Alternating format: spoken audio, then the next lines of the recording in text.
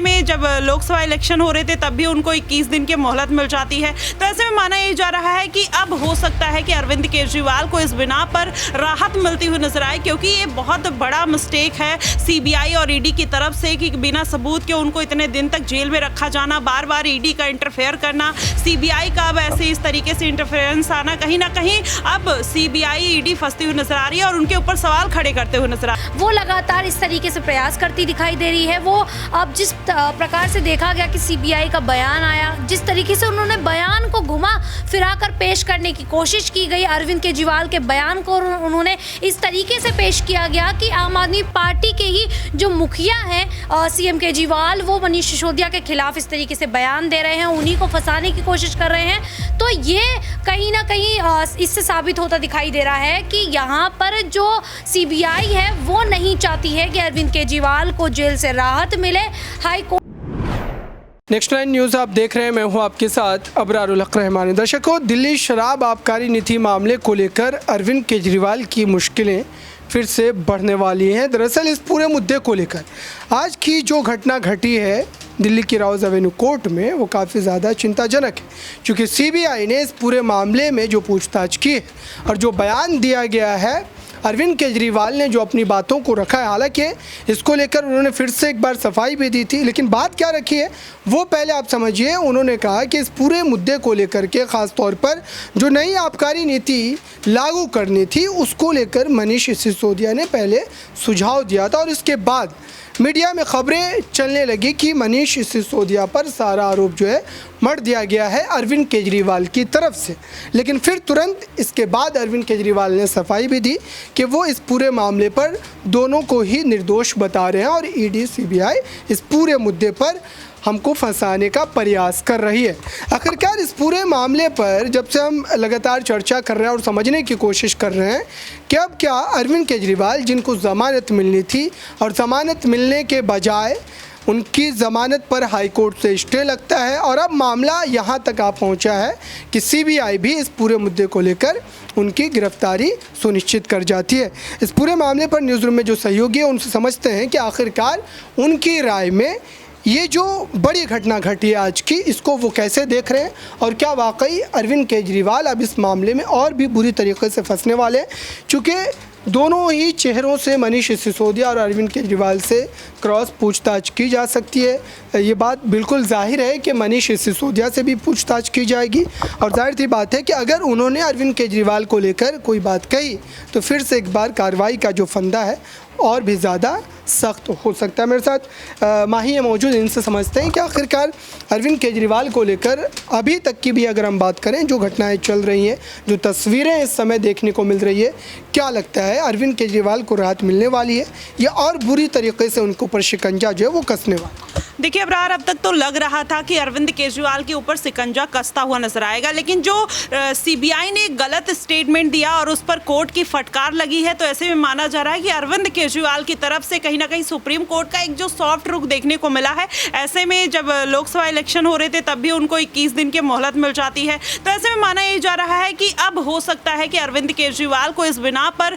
राहत मिलती हुई नजर आए, क्योंकि ये बहुत बड़ा मिस्टेक है सीबीआई और ईडी की तरफ से कि बिना सबूत के उनको इतने दिन तक जेल में रखा जाना, बार बार ईडी का इंटरफेयर करना, सीबीआई का अब ऐसे इस तरीके से इंटरफेरेंस आना, कहीं ना कहीं अब सीबीआई ईडी फंसती हुई नजर आ रही है और उनके ऊपर सवाल खड़े करते हुए नजर आ रहे हैं। तो अब विधानसभा चुनाव होने वाले हैं 2025 में, तो ऐसे में फिर से हो सकता है कि अरविंद केजरीवाल को राहत मिले। एज अ सीएम उनको फिर से विधानसभा चुनाव की तैयारी करने का मौका मिल सकता है। अगर लेकिन ऐसा कुछ नहीं होता है तो जाहिर तौर पर आम आदमी पार्टी की मुश्किलें बढ़ती हुई नजर आएंगी। मनीष सिसोदिया के बारे में जो उस तरीके से ना कोई बात कर रहा है और अरविंद केजरीवाल भी लगातार अब अपने मामले में ही फंसते हुए नजर आ रहे हैं। लेकिन आज सुप्रीम कोर्ट का जो एक ऑर्डर आया है ये सीबीआई को लेकर रुक रहा है, इससे उम्मीद थोड़ी बनती हुई नजर आ रही है। बिल्कुल दर्शकों, शराब आबकारी नीति मामला जो कि केजरीवाल की कैबिनेट इसको मंजूरी देती है और फिर उसके बाद ये मुद्दा जिस कदर गहराता है और ख़ास तौर पर इसको लेकर के जो अब सवाल उठ रहे हैं, अभी की भी अगर बात करें दर्शकों,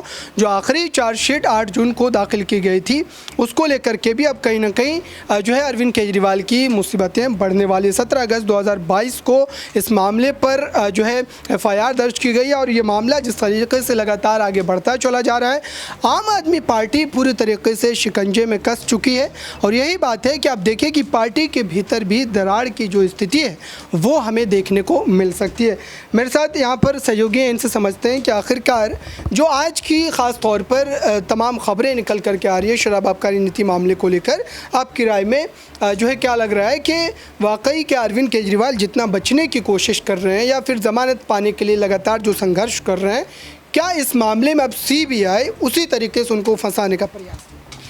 यहाँ पर जिस तरीके से यहाँ पर केजरीवाल को लेकर, यहाँ पर आम आदमी पार्टी को लेकर जो सीबीआई और ईडी लगातार कोशिशें कर रही है कि अरविंद केजरीवाल को, यहाँ पर मनीष सिसोदिया को राहत जो है वो ना मिल पाए और वो तिहाड़ जेल से बाहर ना आने पाए, इसको लेकर कहीं ना कहीं ये कहा जा रहा है कि जो सीबीआई और जो ईडी है वो लगातार इस तरीके से प्रयास करती दिखाई दे रही है। वो अब जिस प्रकार से देखा गया कि सीबीआई का बयान आया, जिस तरीके से उन्होंने बयान को घुमा फिरा कर पेश करने की कोशिश की गई, अरविंद केजरीवाल के बयान को उन्होंने इस तरीके से पेश किया गया कि आम आदमी पार्टी के ही जो मुखिया हैं सीएम केजरीवाल, वो मनीष सिसोदिया के खिलाफ इस तरीके से बयान दे रहे हैं, उन्हीं को फंसाने की कोशिश कर रहे हैं। तो ये कहीं ना कहीं इससे साबित होता दिखाई दे रहा है कि यहाँ पर जो सीबीआई है वो नहीं चाहती है कि अरविंद केजरीवाल को जेल से राहत मिले। हाई कोर्ट से जिस तरीके से केजरीवाल को झटका लगा है, सुप्रीम कोर्ट से भी उन्हें राहत जो है वो ना मिल पाए,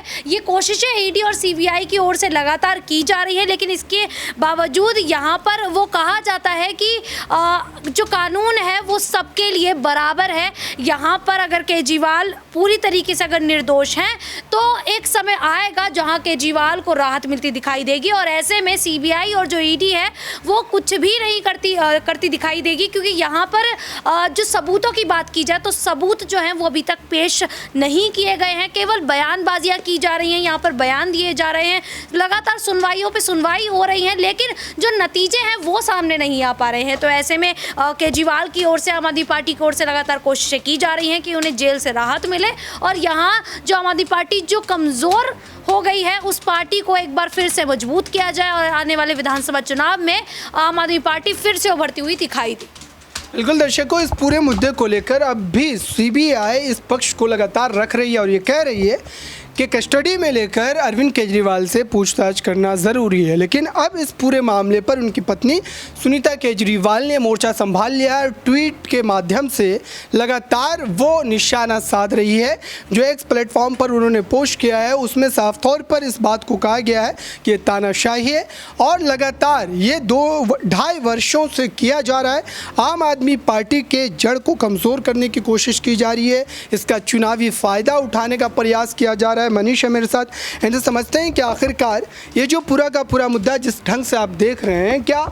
अरविंद केजरीवाल की कस्टडी कोर्ट के ज़रिए जो है मिलने वाली है सीबीआई को, क्योंकि वो लगातार इस मांग को अब तक उठा रहे हैं? जी बिल्कुल। यहाँ पर अबरार, जिस तरीके से देखा गया है ईडी और सीबीआई जिस तरीके से आम आदमी पार्टी इल्ज़ाम लगाती आई है कि यहाँ पर ईडी और सीबीआई के गलत से इस्तेमाल करते हुए उनको फंसाने की कोशिश की जा रही है। शुरुआती दौर से आपने और हमने देखा कि लोकसभा चुनाव के दौरान से अरविंद केजरीवाल को जिस तरीके से फंसाया गया और यहाँ पर अब पार्टी के ऊपर गाज गिरती हुई नजर आ रही है और यहाँ पर झूठे मामले में एक बार फिर से उनको फंसाने की कोशिश की गई। सीबीआई ने इस तरीके के सबूत पेश किए, तो ऐसे में झूठे सबूत पेश करना, बेबुनियाद सबूत पेश करना देश की बड़ी एजेंसी के लिए कहीं ना कहीं उनके दामन पर दाग लगाने जैसा है बिल्कुल। और ऐसे में यहाँ पर लोगों का विश्वास खोती हुई सीबीआई जैसी बड़ी एजेंसी यहाँ पर नजर आती है और ऐसे में देखा जा सकता है कि भारतीय जनता पार्टी या अन्य जो भी विपक्षी दल हैं यहाँ पर किस तरीके से आम आदमी पार्टी को फंसाने की कोशिश करते हुए नजर आ रहे हैं। और ऐसे में अगर देखा जाए तो अरविंद केजरीवाल तमाम चीज़ों पर यहाँ पर सबूत भी पेश करते हुए और गवाही भी देते हुए नजर आए हैं और ऐसे में पूरे मामले को अगर देखा जाए तो कहीं ना कहीं आम आदमी पार्टी जो है अपने पक्ष को जिस तरीके से रखती है वो कहीं ना कहीं अपने पक्ष को